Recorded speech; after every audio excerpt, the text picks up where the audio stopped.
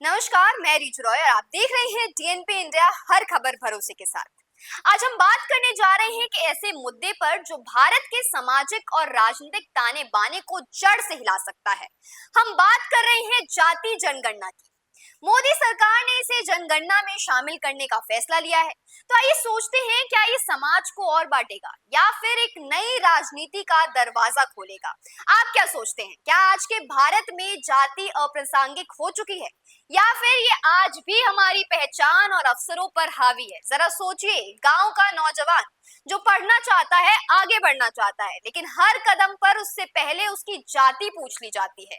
क्या ऐसा भारत हमें मंजूर है? बहुत से लोग कह रहे हैं कि अरे जाति की बात मत करो, ये तो बीते जमाने की बात है।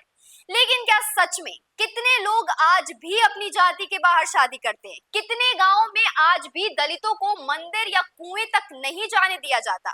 तो क्या ये कहना सही नहीं होगा कि जाति जनगणना से हमें ऐसे आंकड़े मिल सकते हैं जो इन सभी सवालों पर रोशनी डालेंगे? और हाँ, ये आंकड़े सिर्फ कागजी नहीं होंगे, ये राजनीति की बुनियाद को भी हिला सकते हैं। देखिए, अब ये साफ है कि मोदी सरकार ने देश में जनगणना में जाति जनगणना को शामिल करने का फैसला कर लिया है।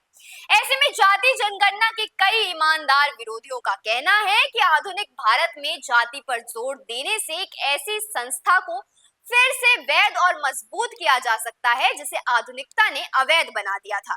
संविधान और इसकी लोकतांत्रिक व्यवस्था ने कानून के दायरे से बाहर कर दिया है। कुछ लोगों को ये नासमझी लगेगी, लेकिन इससे भी महत्वपूर्ण बात यह है कि जाति जनगणना पर आपत्ति इस संभावना को नजरअंदाज करती है कि ऐसी जनगणना के निष्कर्ष जाति की राजनीति के अंत की शुरुआत हो सकते हैं। कानूनी मानदंडों की परवाह किए बिना जाति समकालीन भारत में एक वास्तविकता है। बहुत से उपनाम जाति की पहचान है, विवाह जाति के भीतर ही तय किए जाते हैं। गांव और छोटे शहरों में निम्न जातियों के सदस्यों को न केवल भेदभाव बल्कि उनकी सामाजिक स्थिति के आधार पर उत्पीड़न का भी सामना करना पड़ता है।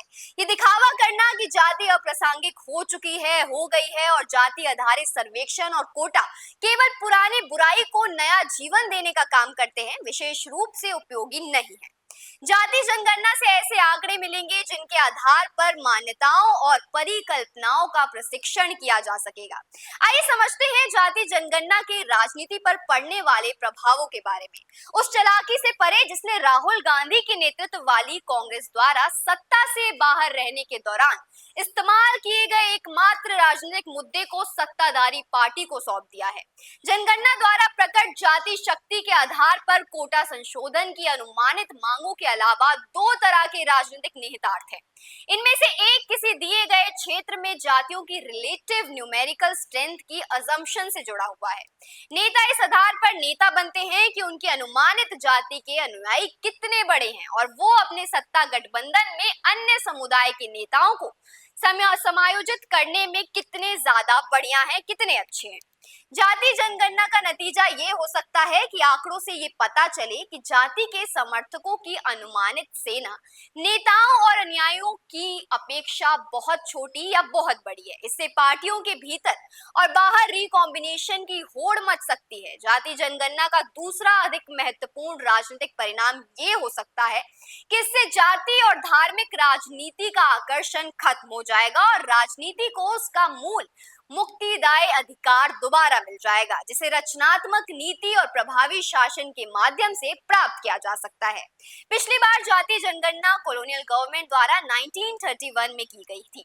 अब तक अलग अलग समुदाय की जनसंख्या में काफी बदलाव आ चुका होगा। जो लोग सामाजिक और आर्थिक रूप से आगे हैं, उन्होंने गरीब और वंचित लोगों की तुलना में अपने जीवन को और करियर में ज्यादा तरक्की की होगी और दुनिया के साथ ज्यादा जुड़ चुके होंगे। इसके अलावा उनके यहाँ बच्चों की संख्या भी पिछड़े वर्गों की तुलना में तेजी से कम हुई होगी। वहीं बात करें मायावती के मुख्यमंत्री काल की, जब मायावती मुख्यमंत्री थी तब सिर्फ जमीन का बंटवारा ही नहीं हुआ बल्कि उस डर और दबाव को भी खत्म किया गया जिससे दलित लोग ऊंची जाति के किसी अपराधी के खिलाफ पुलिस में शिकायत नहीं कर पाते थे। इस तरह जाति के आधार पर हुई एकजुटता और उससे मिले राजनीतिक पदों ने गरीब और दबे कुचले लोगों को असली ताकत दी। हालांकि जाति आधारित राजनीति ने गरीब और पिछड़े लोगों को आर्थिक तरक्की या सांस्कृतिक सम्मान नहीं दिलाया। मायावती के प्रशासन पर बेहतर पकड़ थी, लेकिन भ्रष्टाचार की धारणा ने उनकी सरकार को अपनी गिरफ्त में ले लिया। वो और उनके रिश्तेदार समृद्ध हुए, जबकि उनके समर्थकों का जनसमूह वैसा ही रहा। लोग खुद देख पाएंगे कि इस तरह की लामबंदी के आधार पर बनी सत्ता उन बहुसंख्यक आस्थावानों के जीवन में कोई खास बदलाव नहीं लाती जिन्होंने आह्वान का जवाब दिया। बेशक इसे हल्के में नहीं लिया जा सकता। संभावना सिर्फ संभावना ही है जब तक कि राजनीतिक उद्यमी उस अवसर का फायदा ना उठाए। लेकिन हमें ये ध्यान रखना चाहिए कि जाति जनगणना राजनीति में आमूल चूल परिवर्तन की संभावना खोल सकती है। आपकी इस पे क्या राय है, हमें कमेंट बॉक्स में जरूर बताएं और देखते रहिए डीएनपी इंडिया, हर खबर भरोसे के साथ।